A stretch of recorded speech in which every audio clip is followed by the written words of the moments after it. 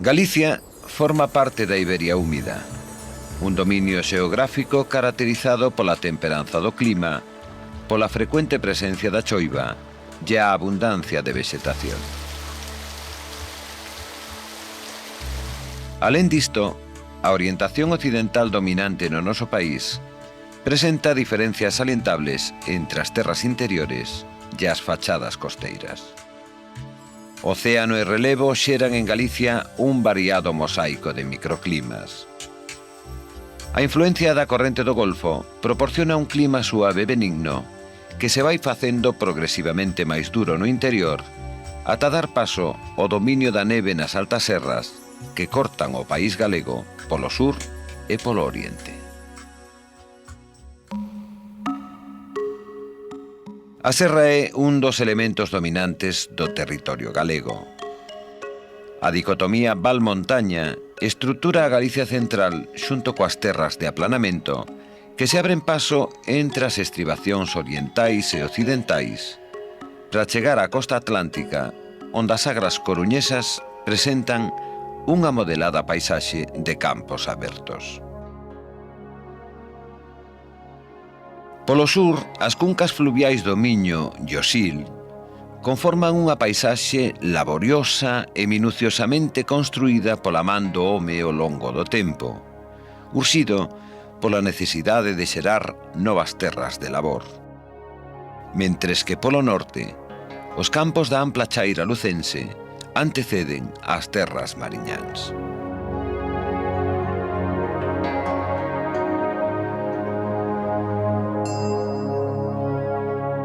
Dende as rías altas do Golfo Ártabro, a paisaxe atlántica galega prolóngase cara ao sur a través de Portugal até o Douro, nun conxunto unitario de rías e vales transversais, onde, canto máis meridional, máis nidia resulta a transición cara a variantes climáticas progresivamente máis suaves.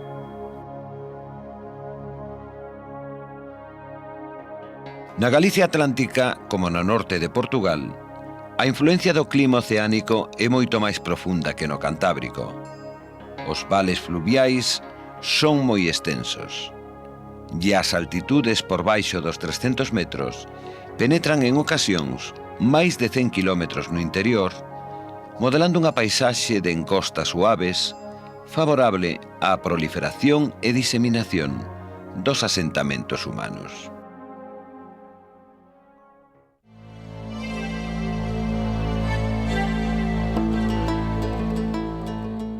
Se ben a intervención humana sobre o territorio se produciu con anterioridade, foi na etapa castrexa cando a man do home deixou as pegadas máis salientables e con maior continuidade no tempo.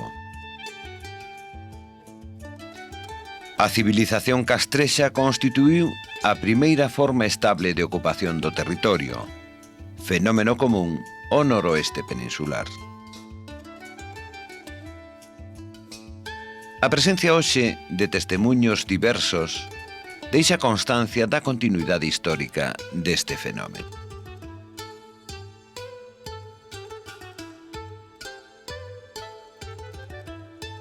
O reparto espacial destes asentamentos non era en absoluto arbitrario e caprichoso.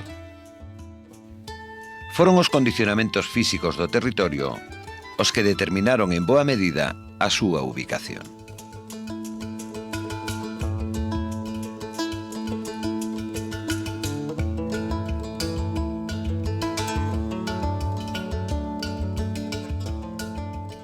En Galicia abondan máis na zona das Rías Baixas, arredor do Golfo Ártabro e nos principais vales fluviais, e escasean nas serras orientais e centrais, onde as condicións físicas son máis adversas.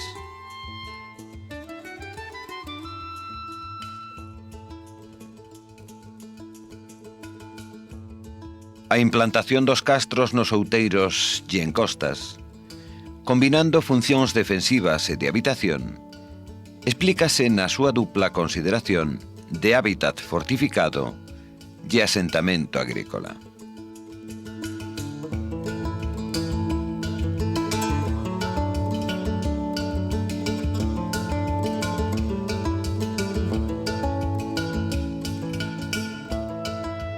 O hábitat castrexo deixou unha importante pegada de formas aterrazadas e arredondadas, circulares ou ovais, promovidas por unha axeitada adaptación ao medio natural.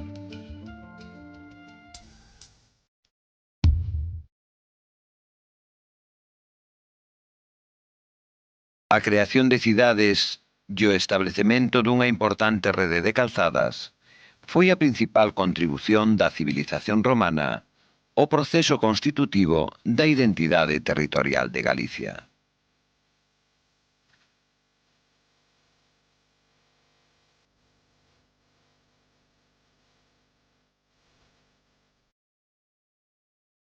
A orixe destes novos asentamentos responde a novas funcións, tanto comerciais e administrativas como a coloniais e defensivas.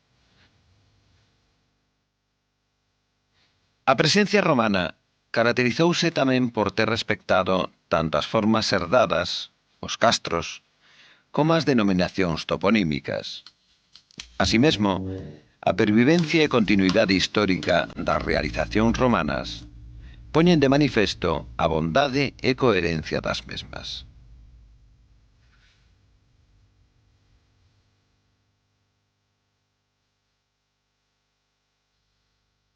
As principais novidades da Galaecia romana foron as cidades e as vilae, novas explotacións agrarias de fondo de val que contribuíron ao paulatino abandono dos castros. Se ben as pesquisas efectuadas ata hoxe non permiten afirmar unha xeneralización destes asentamentos, aínda é doado atopar restos arqueolóxicos romanos en boa parte de Galicia.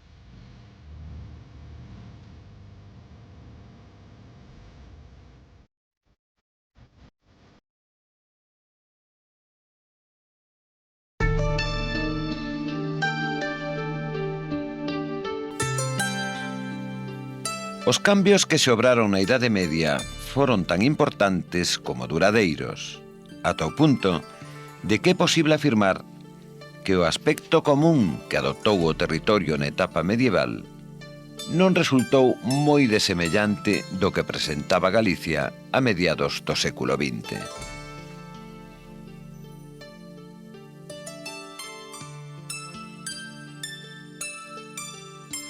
Foi coa implantación dun pobo bárbaro, os suevos, cando as terras do noroeste peninsular obtiveron unha unidade política diferenciada, sendo neste período cando se generalizou o cristianismo entre a poboación. Este feito habería de traer consigo a aparición dunha nova institución que articularía a vida das pequenas comunidades campesiñas, a parroquia. En orixe relixiosa, a parroquia converteuse no centro da vida rural. As actividades económicas e o mundo de relacións sociais xiraron arredor desta nova institución.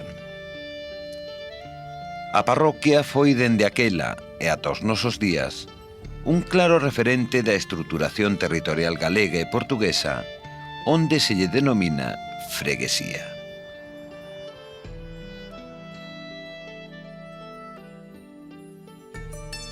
A orografía e o clima influíron dun xeito determinante na distribución das parroquias.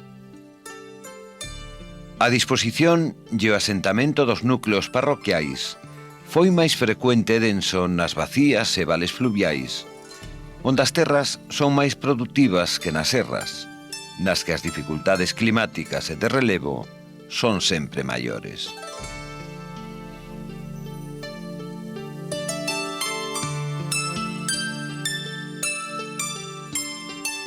O número de parroquias mantívose con escasas variacións desde a Idade Media ata a época actual, e a súa distribución no territorio foi moi semellante á da etapa castrexa.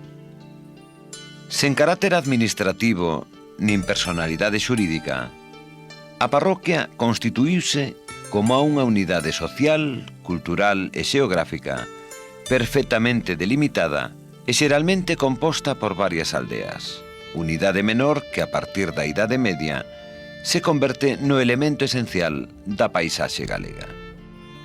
Rede fundamental de poboamento, a aldea non é só o núcleo construído ou o conglomerado habitacional.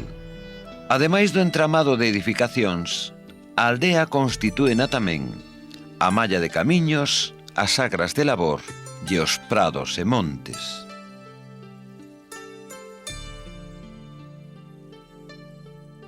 A aldea é, xa que logo, a célula básica de explotación do espacio agrario enxertada na parroquia.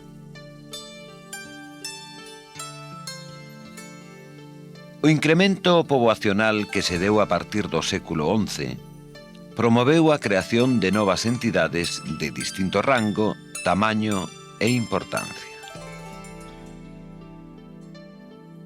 Nacen así as vilas novas, os vilares, os lugares e as grañas, novos asentamentos que van tecendo unha xerarquía que se mantén no decurso do tempo e da que aínda hoxe é doado encontrar exemplos. A este feito non é allea a presencia dos mosteiros.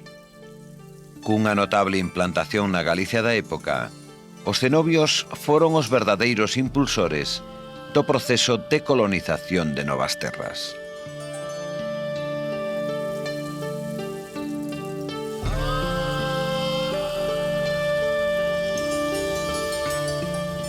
A creación de Santiago de Compostela, coa conseguinte aparición do fenómeno das peregrinacións e o renacer urbano producido nos séculos do Baixo Medievo, constituíron feitos cruciais no desenvolvemento do proceso da identidade territorial. Renaceu o comercio e a súa presencia orixinou a creación de novas cidades e vilas, algunhas delas costeiras.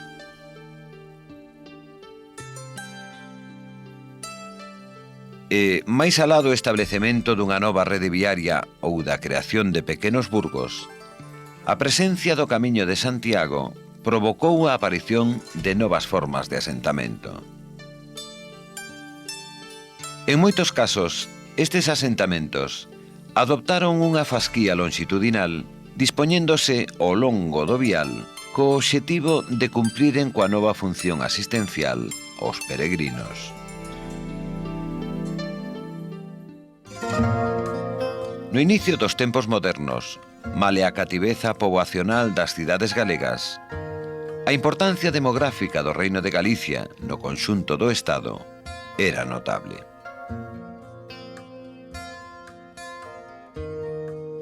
No século XVI, as cidades experimentaron importantes cambios. De entre todas, foron Pontevedra e Santiago as que se constituíron como as vilas máis populosas.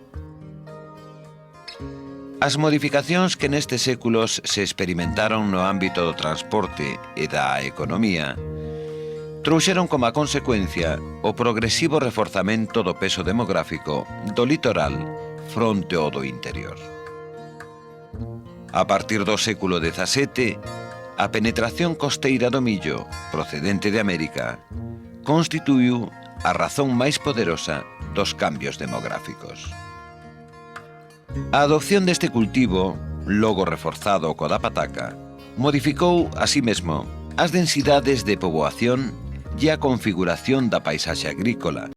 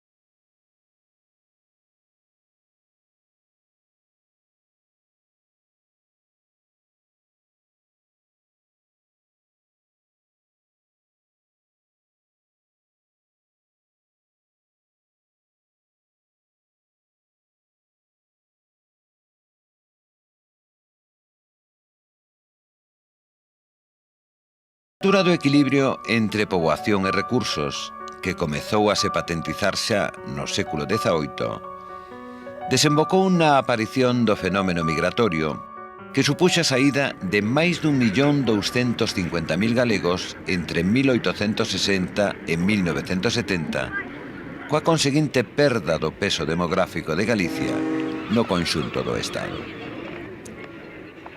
Con posterioridade, as cidades comezaron a reforzar o seu peso poboacional e económico no marco territorial galego, proceso que caracterizou o século XX como o período da definitiva urbanización do país.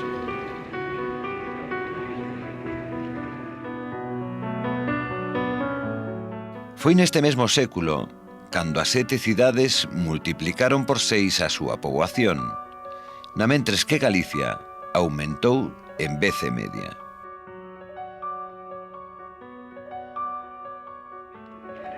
Coa chegada dos anos 60, Galicia padece de novo os efectos intensos da diáspora, a partir de agora, encamiñada a Europa. O desenvolvemento territorial no que está inmersa Galicia dende aquela ven marcado polo reforzamento do peso das cidades e da industria, a modernización dos servicios e a crise da sociedade agraria tradicional que provoca cambios no uso da terra e importantes movimentos de poboación.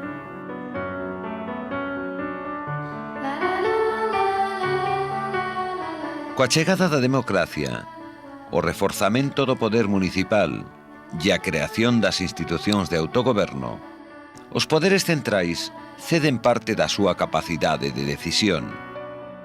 Como resultado deste proceso, a responsabilidade do ordenamento territorial e urbanístico pasa a residir no fundamental en Galicia.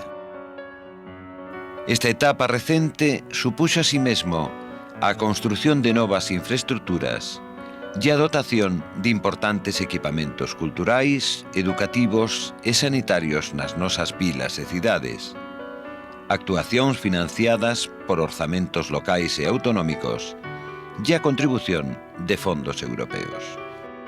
Non obstante, os resultados no tocante ao urbanismo e a conservación e ordenación da nosa paisaxe e territorio distan de ser satisfactorios. A ocupación indiscriminada de paisaxes agrarias e costeiras, a excesiva densificación de cidades e vilas, o abandono, destrución e falta de protección dos núcleos históricos e o caos urbano son os principais motivos de preocupación. A estas prácticas non son alleos os problemas derivados do crecemento incontrolado e dos fluxos de poboación que se están a producir. Non é de extrañar que a conxestión do tráfico ou a mala calidade do transporte público se teñan convertido en motivos de fonda preocupación cidadá. Aínda así, nos últimos anos, son perceptibles no noso país exemplos de boa xestión municipal respaldada pola cidadanía, que demostran que na Galicia de hoxe pode existir potencial de creación sen destrucción. Propostas e actuacións como as de Allariz e Santiago, que acadaron recoñecemento internacional como a boas prácticas urbanas, poñen de manifesto que o respecto á identidade non é incompatible coas formas contemporáneas de arquitectura e urbanismo. Pero estes resultados só son posibles se existe unha visión planificada e de conxunto, unha valoración do construído e unha decidida concepción do valor dos espacios públicos e do patrimonio cultural na construción da cidade de hoxe. Un espacio que non pode ser entendido só como un mero amoreamento de construcións destinadas a dar solucións ao problema da vivenda. Así as cousas, ven sendo urxente a superación de limitadoras concepcións localistas que o fragmentar e parcelar un territorio plenamente interrelacionado non dan verdadeiras solucións aos problemas dos cidadáns. Por outra banda, non se debe ignorar que o desenvolvemento das cidades está a artellar espacialmente o conxunto do país e é o mecanismo que funciona como motor de crecemento económico. Convén así mesmo prestar a debida atención á consolidación dun sistema de cidades e rexións urbanas que percorre a dorsal atlántica dende Ferrol a Vigo e Tui, alongándose de xeito semellante até Porto, alén do Miño. Este espacio xeográfico, cultural e económico constitúe a eurorrexión formada por Galicia e o norte de Portugal. Cunha poboación superior a 6 millóns de habitantes, similar á de Cataluña, esta eurorrexión conta cun sistema policéntrico de grande dinamismo, nucleado por diferentes cidades arrodeadas de periferias difusas, que dotan a todo o conxunto dunha grande continuidade espacial.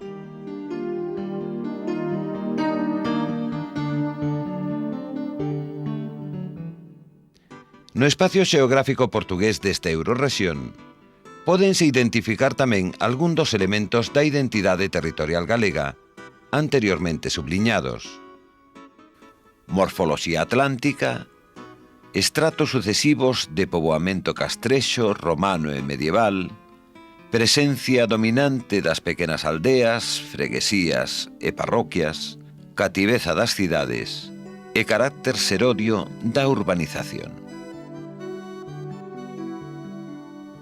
No noroeste peninsular, ningunha cidade, nin siquera Porto, se pode postular como a única grande metrópole. Hoxe en día, a idea da xestión coordenada da rede de cidades da área vaise conformando como a unha clara alternativa de futuro. Todas elas, conxuntamente, constituirían a grande metrópole do noroeste.